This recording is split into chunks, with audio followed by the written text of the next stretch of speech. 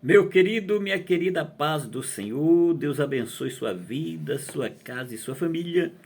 Nós estamos aí no terceiro trimestre das lições bíblicas da CPAD. Olha, nós já estamos chegando aí na 11ª lição.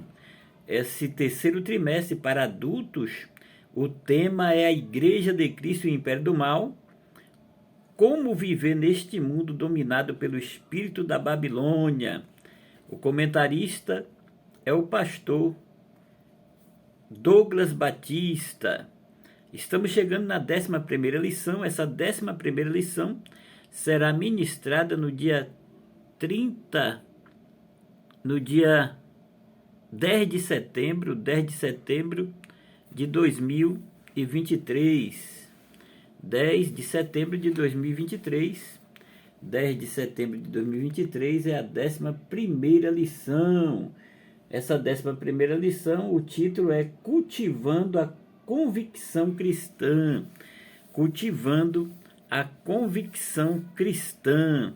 O texto áureo dessa 11ª lição está na primeira epístola de Paulo aos Tessalonicenses, no capítulo 2 e no versículo 3, que diz assim: porque a nossa exortação não foi com engano, nem com imundícia, nem com fraudulência. Olha, meu amado e amada da verdade prática, diz assim: o cultivo da convicção cristã é imperioso para a prática e a defesa da fé em tempo de adversidades. A leitura bíblica em classe está em 1 Tessalonicenses, capítulo 2, do versículo 1 até o versículo 12. Os objetivos da lição. A lição tem 3 objetivos. O primeiro objetivo dessa lição é estimular a convicção espiritual nos cristãos a partir da confiança em Deus. O segundo objetivo é compreender a necessidade de uma vida irrepreensível, de modo que glorifique a Deus. E o terceiro e último objetivo da lição é reconhecer que o amor sacrificial e o abnegado trabalho são essenciais para o crescimento do reino de Deus. Meu querido, minha querida, desde já eu quero agradecer você que é inscrito nesse canal, que tem comentado, que tem compartilhado em suas redes sociais. Você que está chegando aí pela primeira vez, seja bem-vindo, fique conosco, dê um like, compartilhe, se inscreva no canal. Deus abençoe, Deus guarde, Deus proteja a cada um de vós. Vamos aí para a introdução. O pastor Douglas Batista, ele coloca aqui na introdução assim: diante das incertezas atuais e dos ataques às doutrinas bíblicas, é indispensável ao crente cultivar uma profunda convicção cristã. Não cabe ao salvo esmorecer em meio às tribulações, de forma alguma, mas prosseguir confiante pelo prêmio da soberana vocação. Nessa lição, estudaremos os aspectos espirituais, morais e sociais que formam a convicção da nossa fé cristã. O objetivo é despertar em cada cristão o desejo de ser um autêntico embaixador de Cristo em um mundo de trevas. A palavra-chave é convicção. No dicionário da língua portuguesa, convicção é substantivo feminino que significa crença ou opinião firme a respeito de algo. Crença ou opinião firme a respeito de algo, com base em provas ou razões íntimas ou como resultado da influência ou persuasão de outrem. Convencimento. Isso é o significado de convicção. Vamos aí, meu amado e amada, para o primeiro ponto da lição.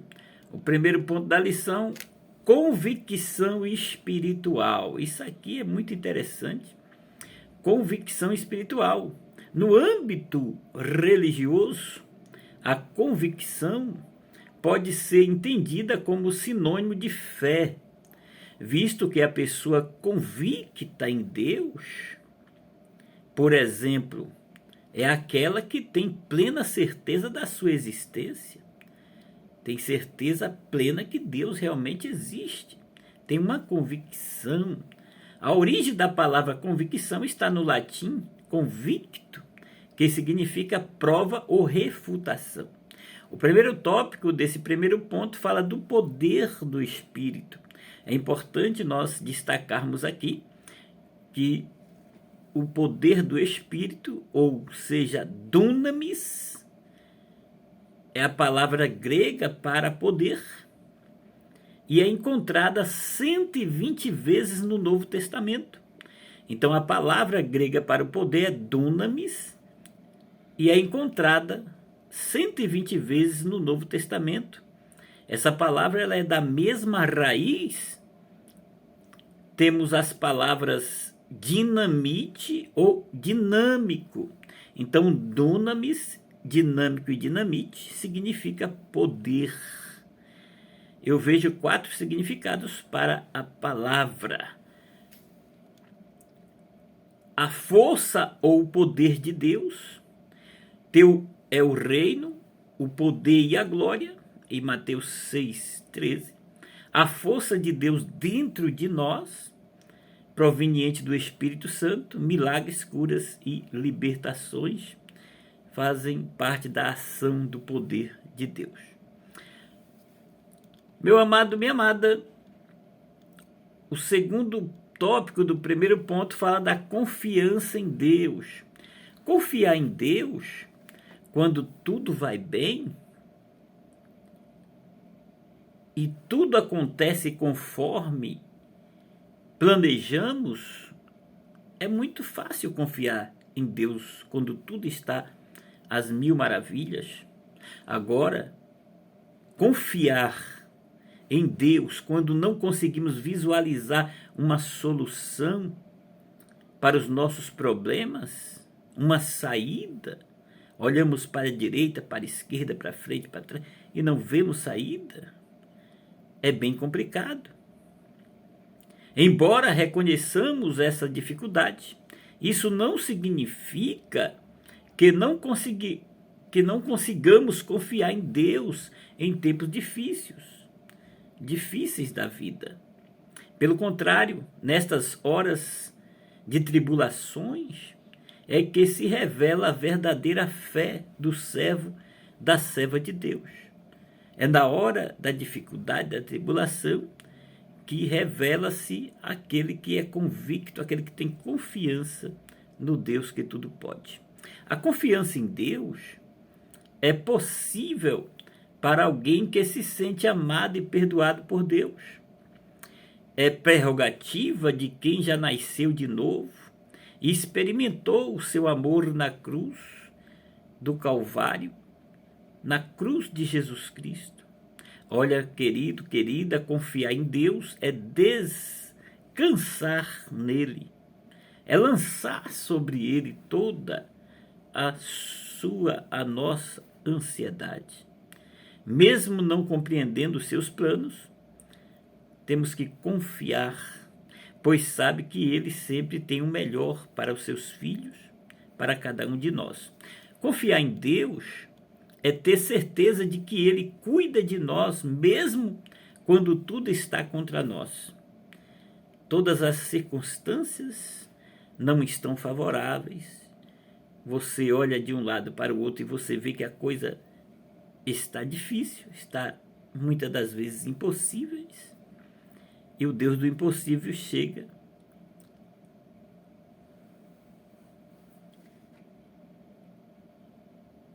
e abençoa aqueles que o buscam. Então, confiar em Deus é ter certeza de que ele cuida de nós mesmo quando tudo está contra nós.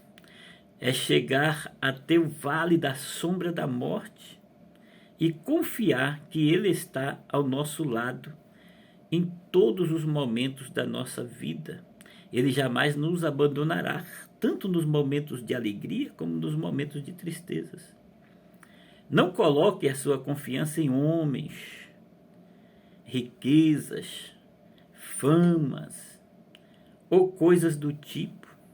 Deposite toda a sua confiança em Deus, pois o melhor é buscar o refúgio no Senhor que confiar no homem. O homem é falho, o homem é mentiroso, o homem é enganador, mas Deus, ele não decepciona ninguém.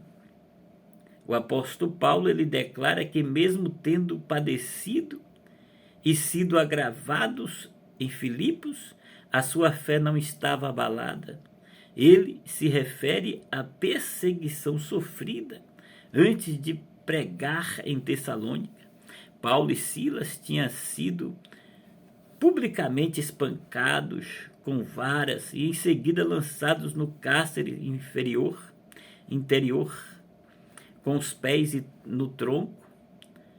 Está em Atos 16. Todavia, apesar de feridos, perto da meia-noite, oravam e cantavam hinos de louvores ao Senhor.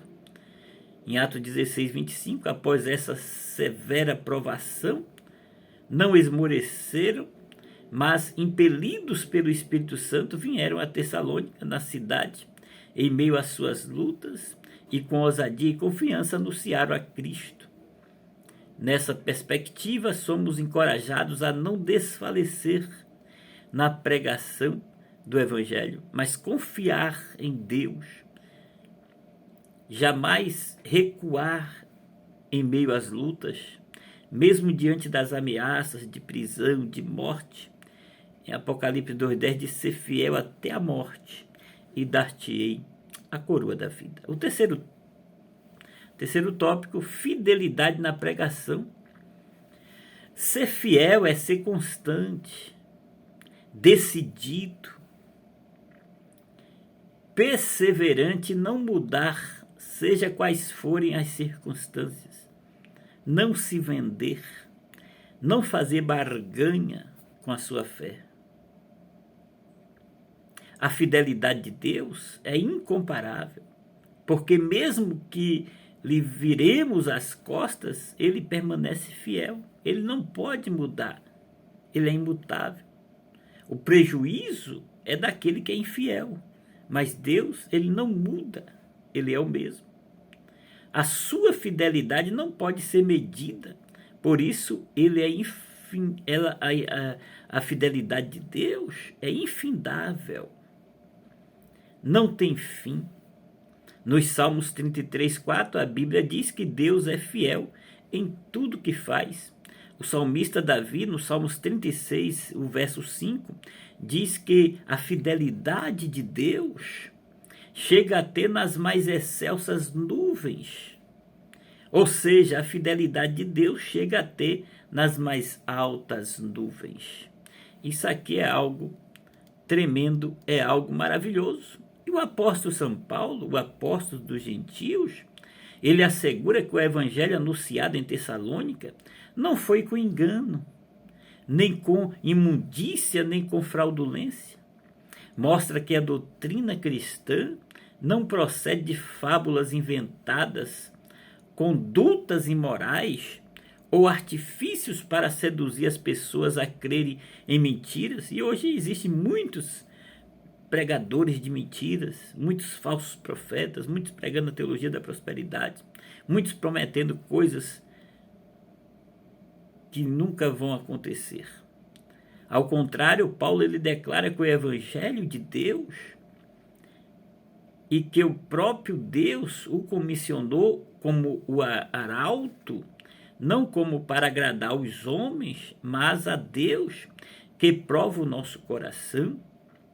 Dessa forma, o propósito do apóstolo não era de satisfazer seus ouvintes com falsos discursos, com discursos que os ouvintes querem ouvir. Mas Paulo ele falava contra o pecado, contra todas as coisas que vai de encontro à palavra de Deus. Então, nesse sentido, meus amados, somos exortados a manter fidelidade na pregação, repudiar os falsificadores da palavra de Deus e anunciar Cristo com sinceridade. A síntese do primeiro ponto diz assim: sem a ação poderosa do Espírito Santo, a pregação é incapaz de transformar vidas, porque é o Espírito Santo que convence o homem do pecado, do juízo e da justiça. Vamos aí para o segundo ponto da lição: convicção moral. Chama-se ética da convicção às ações morais individuais praticadas independentemente dos resultados a serem alcançados. Ou seja, é o dever pelo dever. Isso aí chama-se ética moral. O primeiro tópico desse segundo ponto é retidão nas ações. A retidão, meu amado e amada, é feita de tudo que é bom. Ela abrange os princípios do poder da lei dos céus, pelos quais todas as coisas de Deus são dirigidas, controladas e governadas. A retidão é muito simples. Em todas as situações da vida com as quais nos deparamos, há um caminho certo e um caminho errado a seguir. Se escolhermos o caminho certo, seremos fortalecidos pelos princípios da retidão, nos quais encontramos o poder dos céus. Se escolhermos o caminho errado e guiarmos-nos por ele, não teremos as promessas do céu, tampouco o poder divino, e ficaremos sozinhos e estaremos fadados ao fracasso. Surge então uma pergunta, uma indagação: como poderemos saber o que é certo e o que é errado? Da mesma forma que o Pai Celestial enviou seu Filho Jesus Cristo para criar a terra, fazer e dirigir todas as coisas relativas à terra, ele também enviou o Espírito Santo para prover a luz do Espírito aos homens na terra. Então, tudo que eu fizer dirigido pelo Espírito, com conformidade com a palavra de Deus, é o certo. Então, a convicção opera a transformação moral na vida do crente salvo. Em 2 Coríntios 5,17, Paulo disse assim: que se alguém está em Cristo, nova criatura é, as coisas velhas já passaram, e eis que tudo se fez novo. Desse modo, meu amado e amada, a Bíblia orienta, dentre outras recomendações, a deixar a mentira e falar a verdade, deixar o furto e ser honesto, não pronunciar palavras torpes e dizer apenas o que edifica.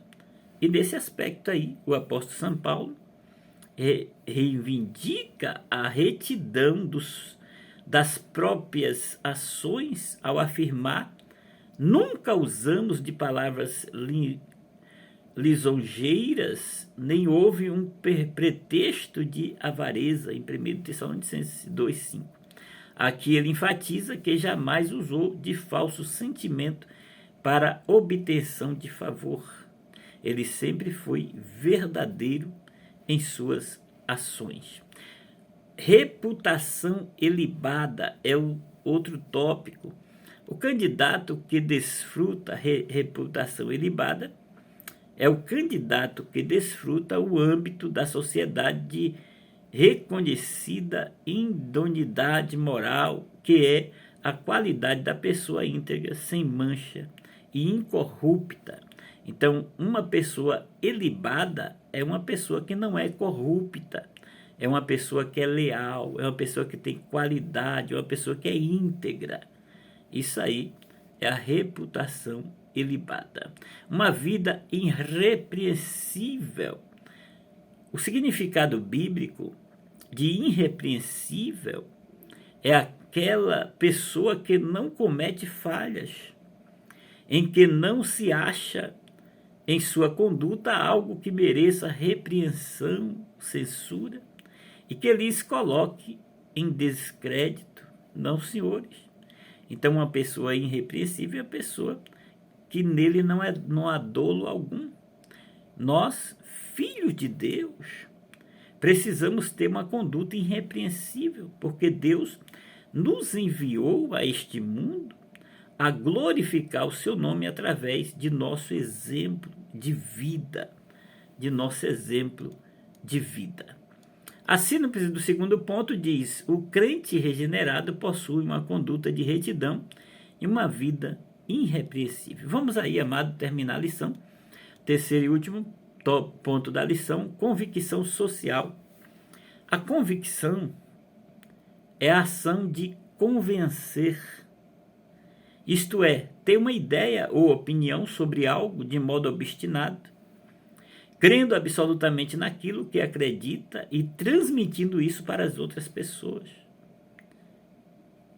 Ter convicção é o mesmo que ter a firme certeza sobre algo em que acredita, sendo esta segurança oriunda a partir de motivos ou provas de natureza particular.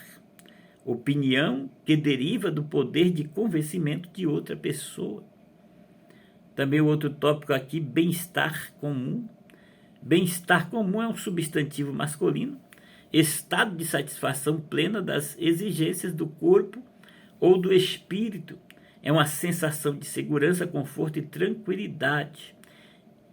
O bem-estar comum alcança o homem em suas necessidades físicas e espirituais. Não por acaso, a Bíblia fornece instruções para o bem-estar espiritual e social dos seres humanos.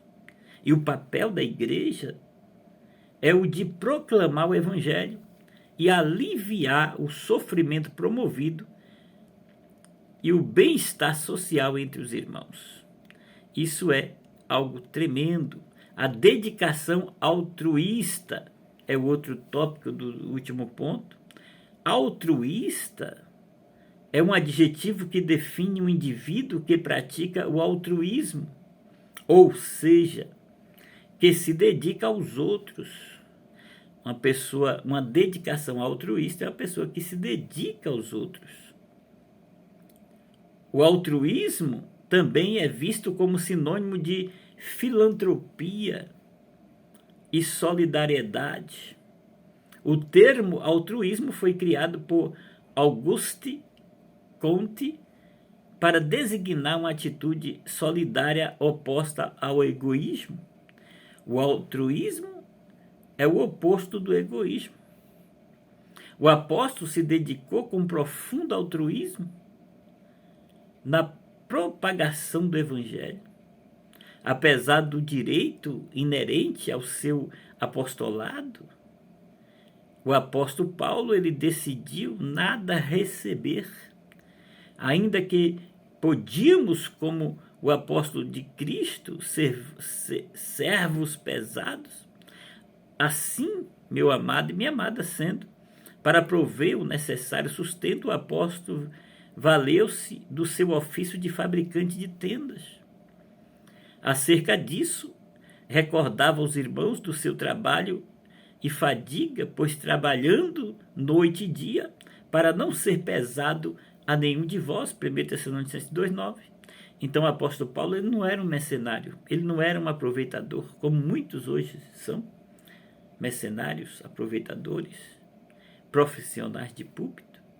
E o apóstolo Paulo ele não era nada disso, ele era altruísta, ele ajudava e pregava o evangelho por amor.